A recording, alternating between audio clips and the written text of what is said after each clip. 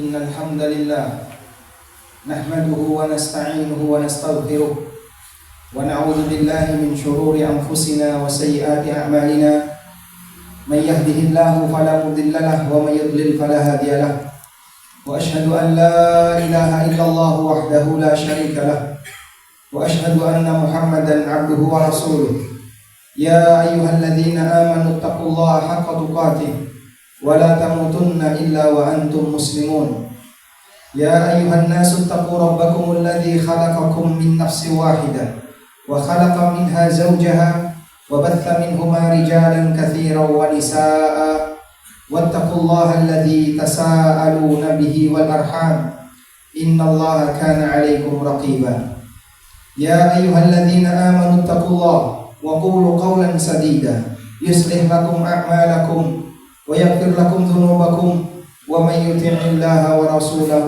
فقد فاز فوزا عظيما أما بعد فإن أصدق الحديث كتاب الله وخير الهدى هدى نبينا محمد صلى الله عليه وسلم وشر الأمور محدثاتها فإن كل محدثات في الدين بدعة وكل بدعة ضلالة وكل ضلالة في النار وأصلي وأسلم على نبينا محمد وعلى آله وصحبه أجمعين. Hadirin jamaah Jumat yang dimuliakan Allah, kita memahami bahwa manusia dan jin diciptakan oleh Allah dalam rangka beribadah kepadanya. Sebagaimana yang Allah tegaskan di surat Ad-Dzariyat, "Wa ma khalaqtul jinna wal insa illa liya'budun." Tidaklah aku ciptakan jin dan manusia kecuali agar mereka beribadah kepadaku. Dan makna ibadah sebagaimana yang disebutkan dalam tafsir dari Ali bin Abi Thalib, ai li'amurahum wa anhahum, maknanya adalah agar aku berikan perintah kepada mereka dan berikan larangan kepada mereka. Karena itu hakikat dari ibadah adalah melaksanakan semua perintah Allah dan menjauhi larangan Allah. Dan kita diperintahkan oleh Allah Subhanahu wa taala untuk senantiasa beribadah kepadanya. Ujungnya adalah sampai kematian. Karena setiap hamba ditugaskan untuk menjalankan fungsi dia diciptakan sampai nyawanya sudah lepas dari anggota badan dan akalnya hilang. Sebagaimana yang Allah Subhanahu wa taala tegaskan dalam Al-Qur'an, "Wa'bud rabbaka hatta ya'tiyakal yaqin." Sembahlah Rabbmu sampai datang kepadamu kematian. Selanjutnya, karena bentuk ibadah adalah mengikuti ketetapan Allah, maka para ulama menjelaskan bahwa ketetapan Allah itu ada dua. Yang pertama, ada ketetapan yang disebut dengan ketetapan kauni. Apa itu ketetapan kauni? Ketetapan kauni artinya segala sesuatu yang Allah takdirkan di alam ini. Semua yang terjadi, apapun yang kita saksikan dan yang tidak kita saksikan yang terjadi di alam ini, itulah ketetapan Allah. Adanya ketetapan Allah berupa takdir. Ada takdir yang disukai oleh manusia dan ada takdir yang tidak disukai oleh manusia. Namun kita dituntut untuk ridho kepada semua takdir Allah Subhanahu wa taala. Karena itu dalam bagian dari rukun iman yang 6, ketika Nabi SAW menjelaskan tentang rukun iman, beliau mengatakan iman yang ke-6, wa tu'minu bil qadari khairihi wa syarrihi, dan kau beriman kepada takdir yang baik maupun yang buruk. Bagaimana bentuk ibadah kita kepada takdir Allah dan ketetapan Allah? Bentuk ibadah kita kepada takdir Allah tentu saja bukan semata mengikuti takdir, bukan semata berjalan sesuai dengan takdir, karena hamba tidak bisa keluar dari takdir. Semua kehidupan hamba pasti akan sejalan dengan takdir. Namun bentuk ibadah kita terhadap takdir Allah Subhanahu wa taala adalah mengatur suasana batin. Bagaimana kita bisa ridho dengan ketetapan Allah? Bagaimana kita bisa ridho dengan takdir Allah? Dan seorang mukmin diuji oleh Allah sebagaimana orang yang lain diuji dengan kebaikan dan keburukan. Pada saat dia mendapatkan kebaikan, mereka pandai bersyukur, dan itulah ibadah orang yang sedang mendapatkan nikmat. Dan saat mereka diuji dengan keburukan, mereka bisa bersabar, dan itulah orang yang sedang mendapatkan musibah. Nabi SAW memuji kondisi mukmin. Beliau mengatakan, "Ajaban li amril mu'min, inna amrahu kullahu khair." Sungguh mengherankan urusan setiap orang yang beriman, semua urusannya itu baik. Lalu beliau mengatakan, wa laisa dzalika li ahadin illa lil mu'min. Dan sifat seperti ini tidak dimiliki oleh siapapun kecuali oleh orang yang beriman. Fa in asabatu sarra'u syakara fa kana khairan lah. Kalau dia sedang mendapatkan kebaikan, dia pandai bersyukur dan itu yang terbaik baginya. Wa in asabathu dharra'u sabara fa kana khairan lah. Dan jika dia mendapatkan ujian, dia bersabar dan itu yang terbaik baginya. Seorang mukmin dimanapun dia berada, berangkat dari iman dia kepada Allah dan takdir Allah, maka dia bisa mengambil sikap yang benar. Di saat dia diuji oleh Allah dengan kenikmatan, mereka bisa beribadah dengan syukur. Dan di saat mereka diuji oleh Allah dengan aneka musibah, mereka bisa beribadah kepada Allah dengan sabar. Subhanallah, seperti inilah yang membuat kagum Rasulullah SAW terhadap hamba yang beriman. Sampai beliau mengatakan, ajaban likulli mu'min, sungguh mengherankan orang yang beriman. Inna amrahu kullahu khair, semua urusan orang yang beriman itu baik. Karena kita sadar bahwasanya kehidupan ini tidak linear. Allah Subhanahu wa taala jadikan perjalanan kehidupan kita mengalami fluktuasi, kadang di atas, kadang di bawah, kadang sedang mendapatkan nikmat dan kadang sedang mendapatkan ujian. Dan semuanya Allah Subhanahu wa taala jadikan sebagai ujian, sebagai fitnah. Allah Subhanahu wa taala berfirman, "Wa nabluukum bisyarri wal khairi fitnah." Dan kami menguji kalian bisyarri wal khair, dengan keburukan dan kebaikan, fitnatan, sebagai ujian bagi kalian. Sejauh mana kita bisa bersabar ketika kita mendapatkan situasi yang tidak enak, dan sejauh mana kita bisa bersyukur saat Allah Subhanahu wa taala memberikan kenikmatan kepada kita. Dan inilah ibadah jamaah, inilah bentuk ibadah kepada Allah terhadap ketetapan-ketetapan Allah. Oleh karena itu, sekali lagi, ibadah kita terhadap ketetapan berupa takdir adalah bagaimana kita bisa ridho menerima takdir, yang baik kita syukuri dan yang buruk kita sabari. Ketetapan Allah yang kedua adalah amrun syar'i, ketetapan syariat. Ketetapan syariat isinya perintah, larangan, dan aturan.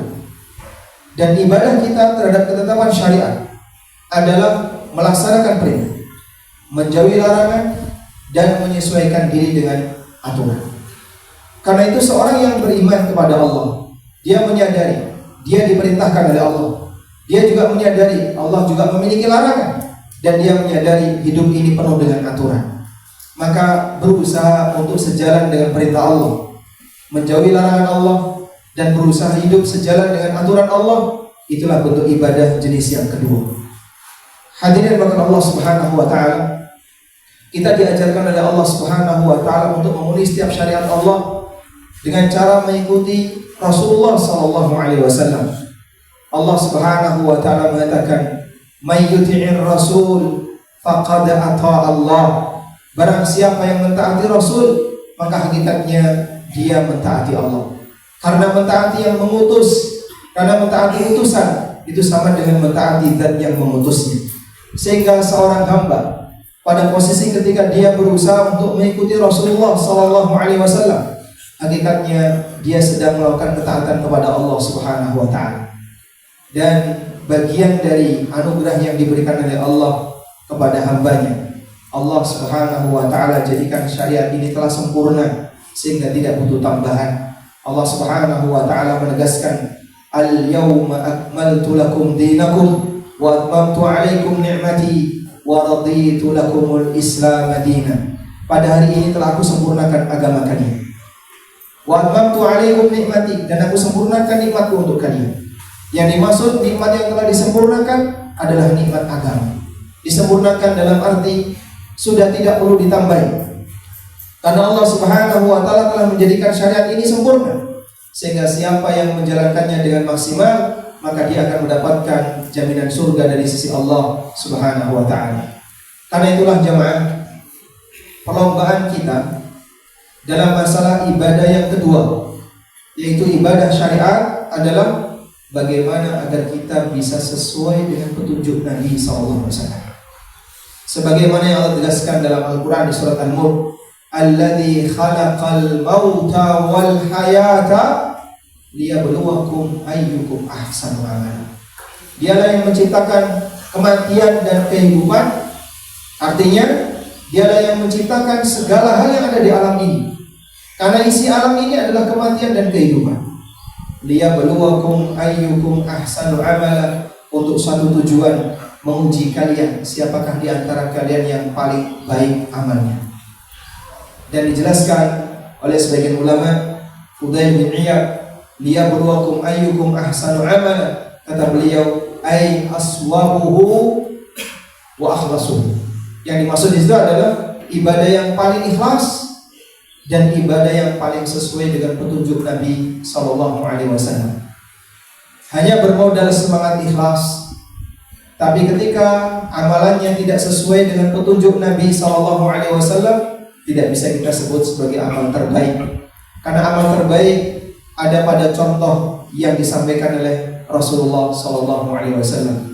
Karena itulah beliau Allah jadikan sebagai uswatun hasanah bagi seluruh hamba. Dan Allah Subhanahu wa taala berfirman memuji nabinya sallallahu alaihi wasallam, laqad kana lakum fi rasulillahi uswatun hasanah. Sungguh telah ada pada diri Rasulullah sallallahu alaihi wasallam suri tauladan yang paling sempurna. Sehingga Anda mau beribadah kepada Allah dalam urusan salat, tiru Nabi sallallahu alaihi wasallam. Itulah salat yang paling sempurna. Ketika kita mau beribadah dalam masalah manasik haji dan umrah, Nabi SAW mengatakan, khudu anni manasikakum, silahkan ambil dariku bagaimana tata cara manasik kalian. Demikian pula ketika kita mau beribadah kepada Allah dalam urusan yang lain, Nabi SAW ngasih contoh yang paling sempurna. Beliaulah seorang uswah hasanah yang sudah selayaknya kita tiru apapun yang beliau ajarkan. Dan sekali lagi, menambahkan sesuatu yang sempurna sangat dilarang dalam agama ini.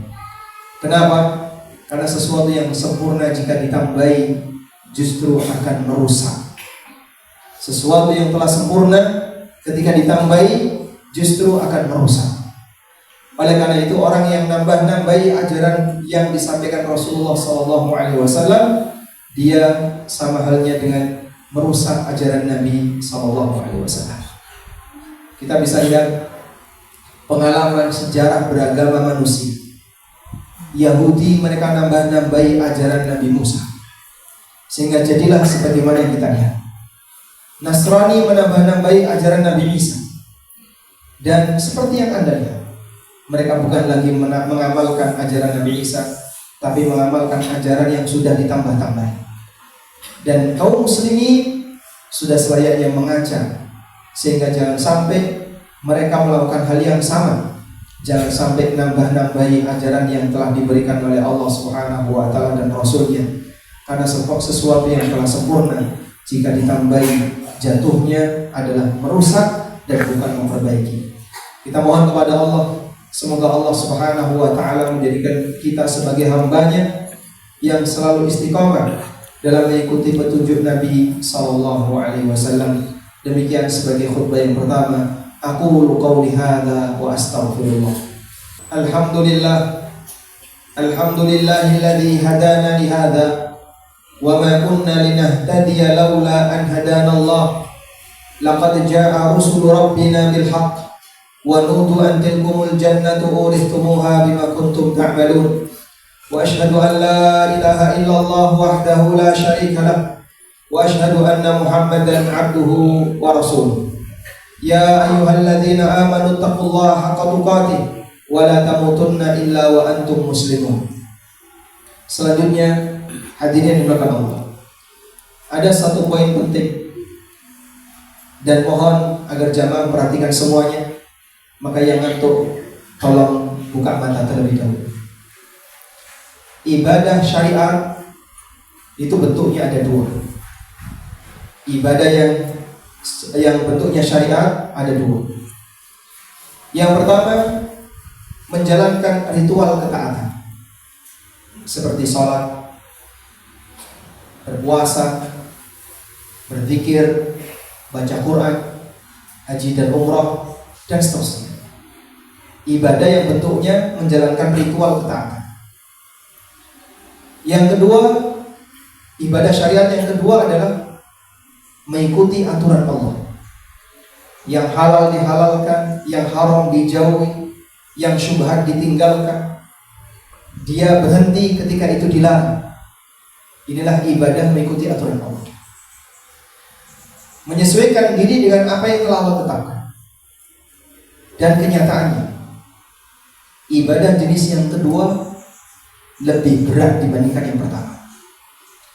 Ada banyak orang yang rajin salat, ada banyak orang yang rajin ibadah qiyamul lail, ada banyak orang yang rajin puasa, bahkan dia sering haji dan umrah, tapi dia koruptor. Kenapa Pak bisa seperti itu? Dia berhasil dari sisi ibadah ritual, tapi gagal ibadah aturan. Suatu saat ada seorang sahabat datang kepada Nabi SAW dan menyampaikan, "Ya Rasulullah, saya punya seorang tetangga, wa dzukira min siyamiha wa qiyamiha." Lalu diceritakan, orang ini rajin puasa sunnah, rajin tahajud, rajin qiyamul lail, tapi dia gagal ibadah sosial. Dia tidak bisa menjadi orang yang taat aturan agama. Wa tu'dzi jaraha bilisaniha. Orang ini suka mendolimi orang lain, menyakiti orang lain dengan lisannya. Apa kata Nabi SAW? La khaira fiha, hiya finnar. Orang ini tidak ada sisi baiknya, dia masuk neraka. Anda bisa perhatikan bagaimana ibadah ritual menjadi tidak bernilai gara-gara yang bersangkutan gagal ibadah sosial.